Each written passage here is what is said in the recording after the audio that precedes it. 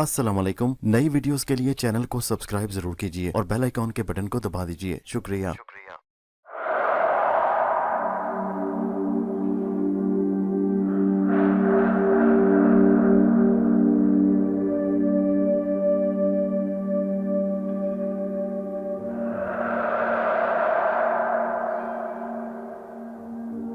मैं एक राइटर हूं, पेशावर नहीं।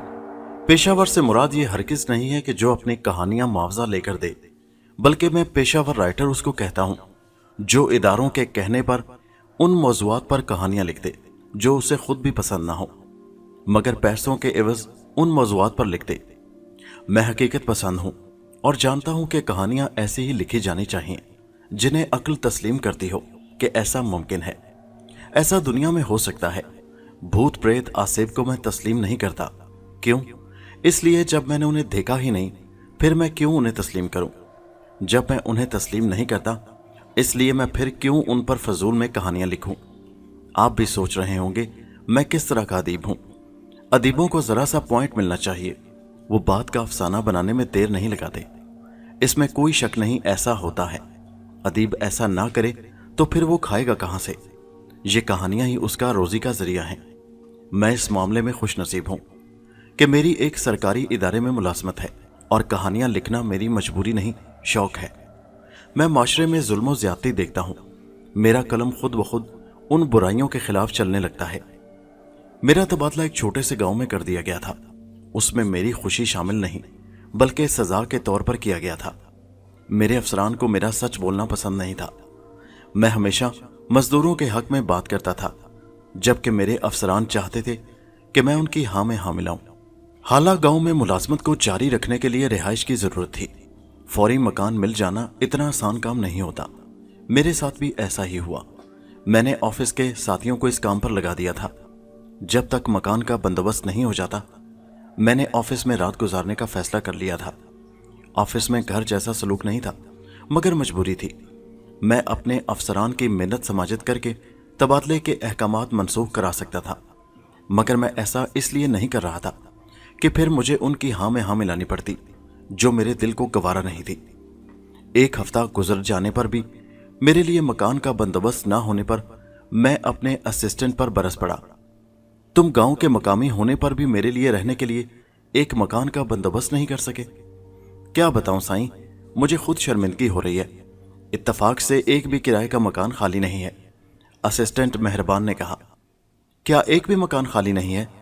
इतनी बड़ी आबादी के गांव में एक मकान भी किराए पर नहीं मिल सकता। मैंने मायूसी से कहा, एक खाली मकान है, मगर मैं नहीं चाहता कि वो मकान आपको दिलाऊं। मेहरबान नजरें नीची किए बोला, वो क्यों? साईं, वो मकान आसेब ज़दा है। उसमें कोई भी शख्स 2 दिन से ज्यादा टिक नहीं सकता। मैं फिर जानते बूझते क्यों वो मकान आपको दिलाऊं? बस यही बात है कि वह आसेब ज़दा है। हाँ साईं, यही बात है। उस आसेब ने किसको नुकसान पहुंचाया है? बस वो डराता है जी, मुख्तलिफ रूप में आकर नुकसान अभी तक किसी को नहीं पहुंचाया। मेहरबान साईं, तुम्हें यह जानकर बड़ी खुशी होगी कि मुझे आसेब पर बिल्कुल यकीन नहीं है। इसे मैं इंसान का वहम तस्वुर करता हूं। हम लोग अनदेखी मखलूक से खौफजदा होना और डरना शुरू कर देते। बकौल तुम्हारे उस खाली घर में आसेब है, लेकिन आज तक आसेब ने किसी को भी नुकसान नहीं पहुंचाया। वो कैसा आसेब है? और उससे ज्यादा वो लोग अहमक हैं। जब आसेब उन्हें किसी किस्म का नुकसान नहीं पहुंचा रहा, फिर किराएदार क्यों मकान खाली कर देते हैं? मेहरबान ने कहा, इसलिए कि कहीं वो वाकई में उनका नुकसान न कर दे। हम बचपन से यही सुनते आ रहे हैं जी कि जहां आसेब हो वहां जिन लोगों ने भी रिहाइश इख्तियार की है उन्हें नुकसान ही हुआ है। मैंने खुश होते हुए कहा, मैं भी बचपन से अपने न जाने कितने वाकयात सुनता आ रहा हूं, लेकिन सबूत आज तक नहीं मिल सका। तुम ऐसा करो, मुझे वो मकान किराए पर दिला दो। मेरी बचपन से आसेब को देखने की ख्वाहिश पूरी हो जाएगी। अगर आसेब ने आपको नुकसान पहुंचा दिया तो? मेहरबान ने कहा, तो फिर ये मेरा नसीब है मेहरबान। मैंने मुस्कुराते हुए मेहरबान की तरफ देखकर कहा। मेरी बात सुनकर वो सोच में पड़ गया। उसकी समझ में नहीं आ रहा था कि वो क्या करे। फिर मेरे इसरार पर उसने मुझे वो आसेब ज़दा मकान दिला ही दिया। वो पुराना खंडर नुमा मकान था। किसी के इस्तेमाल में ना रहने के सबब बेतवज्जही का शिकार था। मकान में सफाई का फुकदान था। मकान भी मुरम्मत चाह रहा था। मेरा भी कुछ पता नहीं था कि सजा का दौरानिया कितना है। जब तक सजा पूरी नहीं हो जाती, मुझे इसी गांव में रहना था। मकान मिल जाने पर मैं अपना मुख्तसर सा सामान ले आया। मेहरबान की तरह मेरे ऑफिस के दीगर साथियों ने भी मुझे उस मकान में जाने से रोका था, मगर मैंने किसी की नहीं सुनी। मुझे भी आसेब का सुनकर तजस्सुस हो गया था कि मैं भी देखूं कि आसेब कैसे होते हैं और वो मुझ अकेले आदमी को किस तरह से नुकसान पहुंचाते हैं। रात को मैं सहन में ही चारपाई बिछाकर लेट गया। ठंडी ठंडी हवा के झोंके लगने पर मुझे नींद आने लगी और मैं सो गया। न जाने रात का वो कौन सा पहर था कि मुझे ऐसा महसूस हुआ कि जैसे किसी ने मेरी चारपाई को धक्का दिया हो। बेख्तियार मेरी आंख खुल गई। मैंने आंखें फाड़ फाड़ कर चारों तरफ देखा, मगर सहन में कोई भी नहीं था। शायद मेरा वहम है, मैंने खुद कलामी की। मैंने दोबारा सोने की कोशिश की, मगर नींद उड़ गई। मैंने पॉकेट से सिगरेट निकालकर सुलगाई। सहन में नीम का कद आवर दरख्त भी मौजूद था। मेरी बेख्तियार नजर दरख्त पर चली गई। दरख्त पर एक बंदर बैठा था। उसके हाथ में लड्डू थे, जबकि पांव में घुंघरू बंधे हुए थे। शायद वो किसी का पालतू बंदर था। मगर इस वक्त रात में दरख्त पर चढ़ा क्या कर रहा था और लड्डू क्यों लेकर आया था? मुझे सोच में गुम देखकर उसने गुस्से से मुझे देखते हुए दांत निकालकर दिखाए।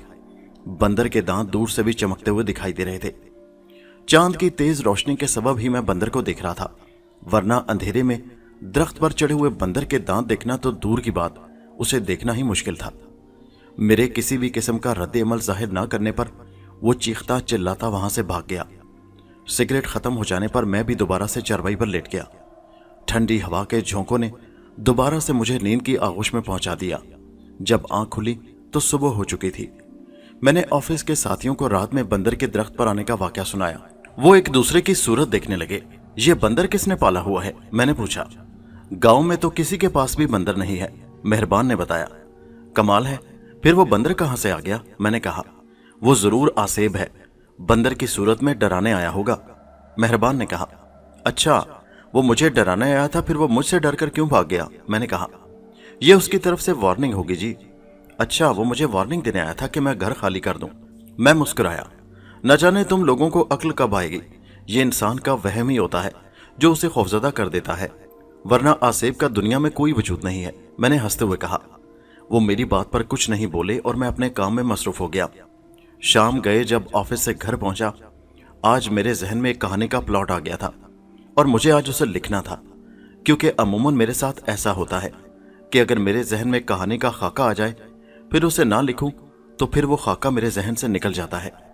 रात हो जाने पर मैं सहन में कहानी लिखने के लिए कागज कलम संभाल कर बैठ गया। मैं अभी मुश्किल से 2 सफ़ा ही लिख पाया था कि मुझे ऐसा महसूस हुआ कि मेरे पांव के तलवों में कोई गुदगुदी कर रहा है। मैंने चौंक कर नीचे देखा। एक सफेद रंग की बिल्ली थी, मेरे पांव के तलवों पर अपना मुंह लगा रही थी। मुझे अपनी तरफ मुतवज्जो पाकर वो पांव के इर्द गिर्द चक्कर लगाने लगी। तुम भूखी हो? मैंने उसकी तरफ देखते हुए कहा। मैं कुर्सी से उठकर बावर्ची खाने की तरफ चलने लगा। वो भी मेरे पीछे पीछे आने लगी। मैंने दूध एक खाली बर्तन में डाला और सहन में एक जगह रखकर बिल्ली को उस जाने मुतवज्जो करना चाहा। बिल्ली सहन में से ऐसे गायब थी जैसे वो आई ही नहीं हो। मैं वापस आकर कुर्सी पर बैठ गया। मुझे कहानी मुकम्मल करने की धुन सवार थी। कहानी मुकम्मल होने पर ही मैंने कलम बंद किया। मैंने एक निगाह दूध के बर्तन पर डाली। बर्तन से दूध गायब था। इसका मतलब था कि बिल्ली खामोशी से आकर दूध पी गई थी। मैं कहानी लिखने में इतना मगन था कि उसके आने और जाने का पता ही न चला। उस दिन से बिल्ली मुझसे मानूस हो गई थी। वो रोजाना घर में आने लगी थी। मैं बर्तन में दूध डाल देता और वो दूध पीकर चली जाती। मुझे उस घर में आए 10 दिन हो चुके थे। मुझे किसी आसेब ने तंग नहीं किया था, जिसका मतलब यही था कि उस घर में आसेब का वजूद ही नहीं है। लोगों ने ऐसे ही बदनाम किया हुआ है। मुमकिन है इस मालिक मकान के मोहल्ले वालों से ताल्लुकात अच्छे ना हो और मोहल्ले के लोगों ने उसे नुकसान पहुंचाने के लिए मकान के बारे में मशहूर कर दिया हो कि ये आसेब ज़दा है, ताकि कोई भी किराएदार ना आए, और जो आए उसे वो इतना डरा देते हों कि वो वहम में मुब्तला होकर हर गैर मामूली बात को आसेब समझ बैठते हों। ये बात मेरे जहन में इसलिए आई कि हमारे मोहल्ले में एक खाली मैदान था। गर्मी के दिनों में उसमें बुजुर्ग और बच्चे शाम से रात गए तक बैठ जाया करते थे। गर्मी के दिनों में मैदान में हवा बहुत अच्छी आती थी, इसलिए गर्मी के सताए अपने जिस्म को ठंडा करने को वहां जाते थे। एक शाम मैंने सुना कि मैदान में आसेब आ गया है। मुझे हैरत और तजस्सुस भी हुआ कि अचानक मैदान में आसेब कैसे आ गया। आसेब की खबर से वहां शाम में आने वालों ने वहां का रुख करना बंद कर दिया था। बच्चे भी रात में वहां से जाने से कतराने लगे थे। एक शाम मेरी मुलाकात जहांजेब से हुई। वो मैदान की तरफ आ रहा था। मैंने चौंक कर उसकी तरफ देखा। हाँ भाई, यहां से कैसे आ रहे हो? मैं काम से गया था, वो बोला। मैदान में सन्नाटा है, आसेब का राज हो गया है, मैंने कहा। हाँ भाई, ये हकीकत है कि वहां अचानक से आसेब आ गया है, वो नजर भी नहीं आता। मेरे सामने की बात है कि अचानक से काशिफ के मुंह पर जोरदार थप्पड़ पड़ा। उसका गाल भी सुर्ख हो गया था। मैंने कहा, हो सकता है किसी मच्छर ने काट लिया हो जिससे गाल सुर्ख हो गया। यार, तुम तो हर बात को मजाक में ले जाते हो। दरख्त की शाखों को जोर जोर से हिला रहा था और उसे तुम मच्छर कह रहे हो, वो बोला। मुझे ताल में काला नजर आ रहा है। लोग आसेब की वजह से मैदान में जाने से कतरा रहे हैं और तुम मैदान से आ रहे हो। मैंने कब कहा कि मैं मैदान में गया था? मैदान के पास से कई गलियां निकल आ रही हैं। उन गलियों से आने का यह मतलब हरगिज नहीं है कि मैं मैदान से आ रहा हूं। जहांजेब ने मुंह बना लिया। जहांजेब, काशिफ, नजीर, वकार, ये शरारती टोला था। बचपन में भी इनकी शरारतें बहुत मशहूर थीं और अब ये ग्रुप शरारतों के हवाले से मशहूर था। आए दिन लोगों को तंग करना उनका महबूब मशगला था। सच्ची बात यह थी कि मुझे जहांजेब की बात सुनकर शक पैदा हो गया था कि जरूर आसेब की आड़ में इन्हीं ग्रुप का हाथ है। अभी मुश्किल से 1 माह भी नहीं गुजरा था कि रात को मैं दूध लेने के लिए घर से निकला कि मैदान के करीब से गुजरते हुए मुझे मैदान से शोर शराबे की आवाजें सुनाई दी। मुझे तजस्सुस हुआ कि देखूं कि क्या माजरा है। मैदान में मोहल्ले के लोग जमा थे और जहांजेब ग्रुप की पिटाई लग रही थी। मालूम करने पर पता चला कि मैदान के सामने चंद घर थे। उन घरानों की लड़कियों से इश्किया चक्कर चलाने से उन्होंने आसेब का सारा ड्रामा रचाया था। मैदान में बड़ों और बच्चों की मौजूदगी में उनका इश्किया चक्कर नहीं चल सकता था। बुजुर्गों को गर्मियों में मैदान में बैठने की आदत थी। जब उन्होंने उस ग्रुप को मैदान में मुसलसल जाते देखा तो वो समझ गए कि जरूर कोई गड़बड़ है। आसेब मशहूर करने वाले खुद मैदान में क्या करने जाते हैं। 2 बुजुर्गों ने रात की तारीकी में फायदा उठाकर उनकी जासूसी शुरू कर दी और उस दिन वो दोनों बुजुर्ग झाड़ियों के पीछे उनकी जासूसी कर रहे थे। उन्हें इसकी खबर नहीं थी। ऐसे में काशिफ बोला, देखो हमारी तरकीब कितनी शानदार रही। हाँ भाई, लोगों को भगाने के लिए आसेब का ड्रामा बहुत कामयाब साबित हुआ है, जहांजेब ने कहा। देख लिए कितने पुरसुकून अंदाज में हमारा इश्किया चक्कर चल रहा है। मैदान में कोई रुकावट नहीं है, नजीर ने कहा। हाँ भाई, लोगों की मौजूदगी में हमारा इश्किया चक्कर किस तरह चल सकता था। देख लो किस तरह सामने के घर की लड़कियां चलती फिरती नजर आ रही हैं। कभी ना कभी हमारी उनसे बातचीत भी हो जाएगी, वकार ने कहा।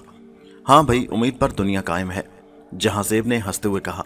उनकी गुफ्तगू सुनकर दोनों बुजुर्ग सुलेमान और लुकमान से बर्दाश्त न हो सका और उन्होंने उनकी पिटाई शुरू कर दी। उनका शोर सुनकर घरों से लोग निकल आए और असल बात का इल्म होने पर वो भी उनकी दुर्गत बनाने लगे थे। मैं जब भी कहीं आसेब के बारे में सुनता हूं तो जहांजेब ग्रुप का वाकया याद आ जाता है। रात को मैं सो रहा था कि अचानक किसी लड़की के जोर जोर से रोने की आवाज सुनकर मैं नींद से हड़बड़ा कर उठ बैठा।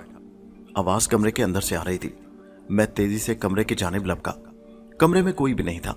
आवाज बदस्तूर कमरे से आ रही थी। मैं हैरतज़दा होकर कमरे में देख रहा था कि कमरे में कोई भी नहीं है, फिर ये आवाज कैसी है। उस आवाज में बड़ा ही दर्द था।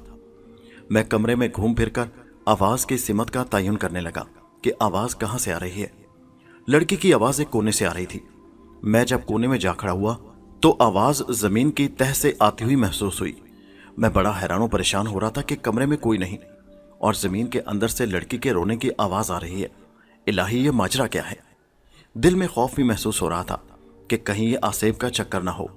मैं आसेब को नहीं मानता था, मगर मैं इस हकीकत को भी झुठला नहीं सकता था कि लड़की की दर्द में डूबी हुई आवाज जमीन की तह से आ रही है। खासी देर आवाज आते रहने के बाद खुद ब खुद बंद हो गई। मैं भी आवाज बंद हो जाने पर बिस्तर पर लेट गया। पूरी रात करवटें बदलते हुए गुजर गई। नींद थी कि आने का नाम नहीं ले रही थी। सुबह हो गई, नींद नहीं आई। ऑफिस पहुंचकर दिल ने चाहा कि रात जो मुझ पर गुजरी है वो उन्हें बताऊं, मगर यह सोचकर खामोश रहा कि ऑफिस वाले मेरा ही मजाक उड़ाएंगे। मैंने ही उनके सामने आसेब के वजूद से इनकार किया था। मुझे घर पर काम था, इसलिए 3 दिन की छुट्टी लेकर अपने शहर आ गया। मैं कामों में ऐसा फंसा कि मेरा जहन ही आसेब वाली बात की तरफ नहीं गया। बेगम को मेरा घर से दूर रहना पसंद नहीं था, इसलिए उसकी ख्वाहिश थी कि मैं अफसरान से बात करके शहर में अपना तबादला करवा लूं। मैं उसकी बात पर हंस पड़ा। बेगम, ये इतना आसान नहीं। क्यों आसान नहीं? इसलिए कि जिन अफसरान को मेरा तबादला करना है वो मुझसे नाराज हैं और मुझसे उनकी खुशामद नहीं हो सकती। मैंने कहा, अफसरान के तबादले हर साल 2 साल के बाद होते रहते हैं। जैसे ही उनके तबादले किसी और शहर हुए, मैं नए आने वाले अफसरान से बात करके अपना तबादला करा लूंगा। जब अफसरान से बातचीत करके तबादला हो सकता है तो फिर मौजूदा अफसरान से क्यों बात नहीं हो सकती? बेगम ने कहा, बात अना की है। मैं किसी भी सूरत में नहीं चाहूंगा कि मेरी अना मजरू हो। मैंने कहा। बेगम मेरी बात सुनकर खामोश हो गई। वो जानती थी कि मैं जिद्दी तबीयत वाक़या हुआ हूं। जो फैसला कर लूं फिर उसे वापस नहीं लेता। छुट्टियां खत्म हो जाने पर मैं फिर किराए के मकान में था। रात में सफर की थकन से मेरा बुरा हाल था, इसलिए मैं जैसे ही कमरे में बिछी चारपाई पर आराम करने को लेटा, नींद आ गई। बेसुध सो गया। चारपाई के हिलने पर मेरी आंख खुल गई। मुझे ऐसा महसूस हुआ कि जैसे कमरे में कोई है। कमरे में किसी की मौजूदगी का एहसास हो जाने पर मैं घबरा गया और आंखें फाड़ फाड़ कर चारों तरफ देखा, मगर नजर कोई नहीं आ रहा था। बेख्तियार मेरी नजरें दीवार पर टिक गईं। एक साया दिखाई दिया। वो साया मेरी तरफ ही बढ़ रहा था। मेरा दिल जोर जोर से धक धक करने लगा। ऐसा महसूस हो रहा था कि दिल अभी सीने को चीरता हुआ बाहर निकल पड़ेगा। साए को गौर से देखने पर मुझे एक झटका सा लगा। साए की शारक कटी हुई थी और सुर्ख सुर्ख खून उसमें से बह रहा था। वो साया मेरे और नजदीक आया। उसका चेहरा साफ दिखाई दिया। वो चेहरा किसी और का नहीं, मेरा अपना था। चेहरे पर बड़ा कर्ब था। ऐसे लग रहा था शारक कटने पर मुझे बड़ी तकलीफ हो रही है। मैं कभी खुद को और कभी साए को देख रहा था। अचानक साया मुझसे मुखातिब हुआ, भाग जा, वरना देख फिर तेरा ये अंजाम होगा। भाग जाने में तेरे लिए आफियत है, सोच ले, अभी तेरे पास वक्त है। ये कहते हुए वो साया अचानक से गायब हो गया। कमरे में म्याऊं की आवाज सुनकर मैं चौंका। सफेद बिल्ली दरवाजा खुला रह जाने पर कमरे में दाखिल हो गई थी। मैं ऐसा बेसुध पड़ा था कि मुझे ये याद ही नहीं रहा कि बिल्ली को दूध देना है। मेरा पूरा जिस्म पसीने में नहाया हुआ था। मैंने चारपाई से उठकर पहले बिल्ली को दूध दिया और खुद पानी पीकर प्यास बुझाई। मैं उस वक्त वाकई बहुत खौफजदा था और खुद को कोस रहा था कि मैंने जल्दबाजी से काम लिया। थोड़ा और सब्र कर लेने पर शायद कोई दूसरा मिल जाता। सोने के लिए ऑफिस भी कोई बुरी जगह नहीं थी। जब चौकीदार ऑफिस में सो सकता है, फिर मेरे वहां सोने में क्या कबाह थी। जो होना था वो हो चुका। अब लकीर पीटने का कोई फायदा नहीं था। मैंने सिगरेट्स निकालकर सुलगाई और पीने लगा। 1 2 3 गर्ज कई सिगरेट पी गया। मैं सिगरेट पीने का आदी जरूर था, लेकिन एक वक्त में इतनी ज्यादा सिगरेट नहीं पीता था जितनी आज पी गया था। सिगरेट पीने का एक फायदा यह हुआ कि मेरा जहन पर जो खौफ के सबब दबाव था वो कम हो गया था। मैं जैसे ही बिस्तर पर लेटा नींद में आ लिया। फिर सुबह होने पर ही आंख खुली। बेदार होने पर मुझे रात का वाकया याद आ गया। रात आसेब ने मुझे घर खाली करने का इशारा दे दिया था। मेरे घर खाली कर देने पर दफ्तर में बड़ी सुबकी हुई।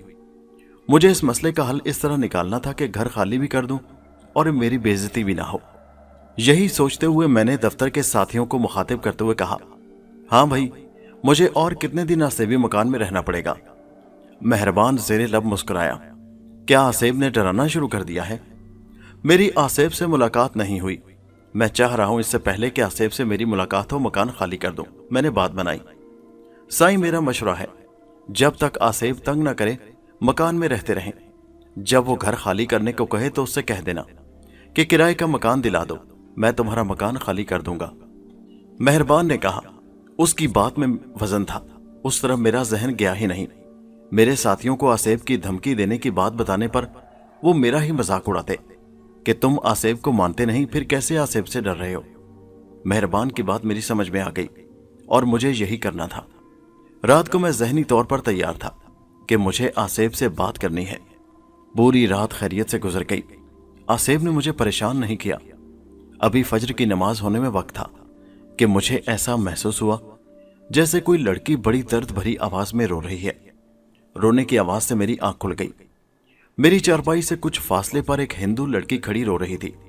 उसके पास ही बैठी एक हिंदू औरत सीना कोबी कर रही थी। उन्हें सहन में देखकर मुझे सख्त हैरत हो रही थी कि वो किस तरह से घर के अंदर दाखिल हो गई। बाहर का दरवाजा भी बंद था। मैंने जरा हिम्मत से काम लिया और उनसे बात करने का सोचकर उनसे मुखातिब हुआ, कौन हो तुम? हम भटकती हुई आत्माएं हैं और तुमने इस मकान में आकर हमारा सुकून बर्बाद कर दिया है। मैंने किस तरह तुम्हारा सुकून बर्बाद किया है भाई? मैंने पूछा। हमें जिंदा मर्दों से सख्त नफरत है। जब किराएदार इस मकान में रहने आते हैं तो हमें शदीद गुस्सा आता है और हम उन्हें डराने के लिए मुख्तलिफ रूप बदल बदल कर उनके सामने आना पड़ता है ताकि वो किसी तरह डर कर मकान खाली कर दें और हमें उनकी सूरतें देख देख कर गुस्सा ना आए। इसका मतलब है कि तुमने किराएदारों को बहुत नुकसान पहुंचाया होगा, जब भी किराएदार इस मकान में टिकते नहीं हैं। मैंने कहा, हम आत्माएं भला किसी को क्या नुकसान पहुंचा सकती हैं? हम सिर्फ इंसानी नफ्सियात से खेलते हुए उन्हें डराते हैं, और इंसान को अगर किसी किस्म का नुकसान हो जाए या वो हमारी बदली हुई सूरत देखकर खौफजदा होकर किसी चीज से टकरा जाए या गिर जाए तो वो समझता है कि हमने उसे नुकसान पहुंचाया है। जैसे हम तुम्हें कई दिन से डरा रहे हैं, मगर तुम सख्त दिल हो, डरते नहीं हो, वो औरत बोली। मेरे जहन में भी यही बात है कि आत्माएं किसी को नुकसान नहीं पहुंचा सकती, इसलिए मैं तुमसे नहीं डरा। मेरी एक बात समझ में नहीं आई कि तुम मर्दों पर इतना खफा क्यों हो? उन्होंने तुम्हारा क्या बिगाड़ा है? जालिम मर्दों ने ही हमें इस साल पर पहुंचाया है। वो कैसे? मेरे पति के इंतकाल पर घर की जिम्मेदारी का बोझ मेरे कंधों पर आ गया था। मैंने मुख्तलिफ घरों में मौसी का काम संभाल लिया। इस काम से मेरा घर का गुजारा चल रहा था। पहनने को पुराने कपड़े मिल जाते थे। सावित्री मेरा सब कुछ थी। जैसे जैसे वो बड़ी हो रही थी, मुझे उसकी शादी की फिक्र खाई जा रही थी। जहेज में देने के लिए मेरे पास कुछ जमा नहीं था। मेरे पास जो जेवर था वो मेरे पति की बीमारी पर लग गया। अब मेरी यही कोशिश थी कि मेरी बेटी सावित्री के जवान होने से पहले पहले जहेज के नाम पर कुछ सामान जमा कर लूं। बेटी के फर्ज से इंसान जितना जल्दी फारिग हो जाए उतना ही अच्छा होता है। मुझे क्या खबर थी कि किस्मत मेरे साथ कुछ और ही खेल खेलने वाली है। मैंने कुछ रकम जमा हो जाने पर चंद बकरियां खरीदी और उनका दूध बेचती थी। दूध की मद में आने वाली रकम जमा करने लगी ताकि जहेज की तैयारी में उस रकम से मदद मिल सके। उन बकरियों को घास चराने को सावित्री जंगल में ले जाती और शाम गए बकरियों को वापस ले आती। सावित्री के कद निकालने से वो बड़ी बड़ी लगने लगी थी। मुझे सावित्री ने बताया कि गांव के लड़के उसे छेड़ते और मखसूस किस्म के इशारे भी करते हैं। सावित्री ना समझती, लेकिन मैं समझ गई कि उन मखसूस किस्म के इशारों का मतलब क्या है, वो क्या चाहते हैं। मैंने सावित्री को बकरियां जंगल ले जाने से रोक दिया। बकरियों के लिए चारा मैं खुद जंगल से लाने लगी। जब गांव के लड़कों ने देखा कि सावित्री बकरियां चराने जंगल में नहीं आ रही तो उन्होंने गली के चक्कर लगाने शुरू कर दिए। अक्सर वो घर में पत्थर फेंक जाते। मैंने जब उन्हें डांटा तो वो उल्टा मुझ पर ही गुस्सा करने लगे कि सावित्री उन्हें खुद बुलाती है, हमें डांटने के बजाय अपनी बेटी को समझाओ। ये वही बात थी कि उल्टा चोर कोतवाल को डांटे। उनके बुजुर्गों को बताने पर भी कोई फायदा नहीं हुआ। वो भी कसूरवार मेरी बेटी को ही ठहराने लगे। नाचार मजबूर होकर मैंने खामोशी इख्तियार कर ली कि पत्थरों से सर टकराने का कोई फायदा नहीं होगा। मैं घर से निकलते हुए दरवाजे को ताला लगाकर जाने लगी थी ताकि मेरे पीछे से कोई धोखे से दरवाजा खुलवाकर सावित्री को नुकसान न पहुंचा दे। मुझे अंदाजा नहीं था कि जितना मैं एहतियात कर रही हूं सब धरी रह जाएगी। वो रात हमारे लिए बड़ी ही दर्दनाक रात थी। गर्मियों के दिन थे। मैं और सावित्री सहन में खुले आसमान तले गहरी नींद के मजे ले रहे थे कि चंद लड़के घर में कूद गए। मुझे होश जब आया जब वो मुझे रस्सियों से चारपाई पर बांध रहे थे। नींद से बेदार हो जाने पर जब मैंने बोलना चाहा तो उन्होंने मेरे मुंह में रुमाल ठोंस दिया। मुझे उन्होंने इस काबिल नहीं छोड़ा कि मजामत करती। वो सावित्री को घसीटते हुए कमरे के अंदर ले गए। न जाने कितनी देर तक वो उसे नोचते और भंभोड़ते रहे और उसकी हल्की हल्की चीखें मुझे सुनाई दे रही थी। मैं उस रात की तारीकी के भेड़ियों से अपनी बेटी को ना बचा सकी। फिर सावित्री की चीखें आना बंद हो गईं। शायद वो बेहोश हो गई थी। नशे में मदहोश उन लड़कों ने मुझे बताया कि सावित्री हर किस्म की तकलीफ से निजात पा गई है। तो मुझे झटका लगा। मैं बोल कुछ नहीं सकती थी। वो मुझसे बात करना चाहते थे, इसलिए मेरे मुंह से रुमाल निकाल दिया और रस्सियां भी खोल दी। मैं दौड़कर कमरे में गई। सावित्री बेसुध पड़ी थी। मैं गुस्से से चीखी, जलील लड़को, ये तुमने क्या कर दिया? मेरी बेटी कुछ बोल क्यों नहीं रही? हमारी बात गौर से सुनो। तुम्हारी लड़की दुनिया के सब दुख दर्द से आजाद हो चुकी है। मतलब यह कि दुनिया छोड़ गई है। क्या? मेरी चीख निकल गई। ज्यादा शोर करने की जरूरत नहीं है। औरत, अगर तुमने हमारे मुताल्लिक किसी को कुछ बताया तो समझ लो फिर तुम्हारा भी यही हाल होगा। इसलिए अगर जिंदगी प्यारी है तो अपनी जुबान को बंद रखना। कह देना कि लड़की की अचानक तबीयत खराब हो गई थी और फौरन ही मर गई। ये कहते हुए बाहर जाने को लपके। बेटी के मरने का सुनकर किसको होश रहता है। मैं गुस्से में भरी उन्हें मारने को दौड़ी। उसी वक्त मेरे हाथ में एक ईंट आई तो मैंने वो एक लड़के के दे मारी। ईंट उसके सर पर लगी, वो चकरा कर जमीन पर गिरा। उसके साथियों ने जो ये मंजर देखा वो गुस्से में मेरी तरफ लपके। उनके पास खंजर थे। खंजरों के पे दर पे वार करके मुझे जख्मी कर दिया और मेरे बेसुध होने पर उन्हें होश आ गया। उनमें से एक बोला, अब क्या करें, भाग चलो। दूसरा बोला, बेवकूफ, ये एक कत्ल नहीं 2 कत्ल हुए हैं, कहीं पुलिस तफ्तीश करती हुई हम तक न पहुंच जाए। तीसरा बोला, हमें इनकी लाशें छुपा देनी चाहिए, अभी रात बहुत बाकी है। पहला बोला। उसकी बातों पर सब ने इत्तेफाक किया और उन्होंने कमरे में गड्ढा खोदकर सावित्री और मेरी लाश को दफन कर दिया। ये काम करके वो फरार हो गए। घर का दरवाजा वो खोल कर गए थे, इसलिए किसी का जहन इस तरफ गया ही नहीं कि हमें कत्ल करके घर में दफन कर दिया गया है।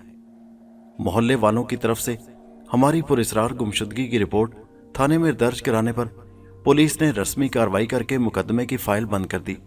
अभी कुछ ही दिन गुजरे थे कि उन आवारा लड़कों ने घर पर कब्जा करने की गर्ज से घर में आना शुरू कर दिया। उनका घर पर कब्जा करके अयाशी करने का मंसूबा था। हमारी आत्माएं उनका कुछ नहीं बिगाड़ सकती थी। चूंकि हमें हमारी रसूमात के बगैर दफन किया गया था, इसलिए हमारी आत्माएं भटक रही थी। हम माँ बेटी उनके जुल्म का शिकार हुई थी, इसलिए ये किस तरह बर्दाश्त करती कि वो हमारे ही घर में अयाशी करें। इसलिए हमने उन्हें डराना शुरू कर दिया। वो घबरा गए और फिर इधर का रुख नहीं किया। खाली घर देखकर पड़ोसियों ने उस पर कब्जा कर लिया। उन्हें भी हमने तंग किया, इसलिए उन्होंने घर पर अपना कब्जा बरकरार रखने के लिए घर को किराए पर देना शुरू कर दिया। हर किराएदार इस घर को आसेफ दादा समझकर भागने लगा और फिर एक दिन आया कि कोई भी किराएदार इस घर में आने को तैयार नहीं होता था। हम जो चाहते थे वो हमारा मकसद पूरा हो गया। जिन लड़कों ने हमारे साथ जुल्म ज्यादती की थी वो भी जहरीली शराब पीने से हलाक हो गए। उस दिन हमें मर्दों से जो नफरत हुई उसमें कोई कमी नहीं आई। हमें इस घर में मर्दों का वजूद पसंद नहीं। तुम्हारे आने से हमने ये सोचा था कि तुम भी आसेबी चक्कर समझकर यहां से भाग जाओगे, मगर ऐसा लगता है कि तुम्हें आसेबों पर यकीन नहीं या आसेब से डरते नहीं हो। तुमने ठीक ही कहा है, मुझे वाकई आसेब पर यकीन नहीं था, लेकिन इस घर में आने के बाद यकीन आ गया है कि दुनिया में आसेब का वजूद है। मैंने कहा, तो फिर यहां से भागते क्यों नहीं हो? वो बोली, मुझे किराए का कोई मकान नहीं मिल रहा, इसलिए मैं यहां रहने पर मजबूर हूं। तुम्हें इस घर से जाना होगा, वरना। ये कहते कहते वो रुक गई। वरना क्या? मैंने मुस्कुराते उसकी तरफ देखकर कहा, तुम मेरा कुछ नहीं बिगाड़ सकती, इसका तुमने खुद भी एतराफ कर लिया है। वैसे भी तुम्हारे साथ जिन लोगों ने जुल्म किया वो जहरीली शराब पीकर हलाक हो चुके, फिर तुम क्यों दूसरे मर्दों से नफरत करती हो? मैंने कहा, इसलिए कि हम पर जुल्म मर्दों ने किया था। क्या ऐसा नहीं हो सकता कि तुम दूसरे मुर्दों की तरह सुकून की नींद सो जाओ? हाँ, हो सकता है, अगर हमारे ढांचों को जमीन से निकालकर हमारी रसूमात पूरी कर दी जाए। वो बोली, ठीक है, मैं तुम्हारी रसूमात पूरी करा देता हूं। मैंने कहा, तुम ऐसा नहीं करोगे? वो गुस्से से बोली, मुझे कौन रोकेगा? मैं भी गुस्से में आ गया। मेरा गुस्से में आना बचा था। जिन लोगों ने उनके साथ ज्यादती की थी वो खुद अपने अंजाम को पहुंच चुके थे, और फिर दूसरे लोगों को वो घर में क्यों नहीं रहने देना चाहती थी? दूसरे ने उनका क्या बिगाड़ा था? मेरा भी कुछ पता नहीं था कि मैं इस गांव में कब तक रहूं, और इस किराए के मकान से अच्छा मकान कहां मिल सकता था। उन दोनों माँ बेटी को सुकून की नींद सुलाना जरूरी हो गया था। पेश इमाम और मोहल्ले के लोगों के मशवरे से उन दोनों माँ बेटी के ढांचों को जमीन से निकालकर चिता के सपुर्द कर दिया गया। इलाके के लोग मुझसे खुश हो गए थे। मैंने 2 काम कर दिए थे। पहला काम, उन दोनों माँ बेटी की पुरस्रार गुमशुदगी के राज से पर्दा उठा दिया था, और दूसरा काम, इस घर से आसेब का हमेशा के लिए खात्मा करा दिया था। मैं भी खुश और मुतमईन था कि मैंने जो काम किया उसके नतीजे में इस मकान में सुकून के साथ रह सकूंगा जब तक मेरा तबादला शहर में नहीं हो जाता। मुझे कोई दूसरा किराए का मकान ढूंढने की जरूरत नहीं रही थी। ऑफिस के साथियों पर मेरी धाक बैठ गई थी कि मैंने आसेब का डटकर मुकाबला किया और आसेब को ही घर से निकाल फेंका।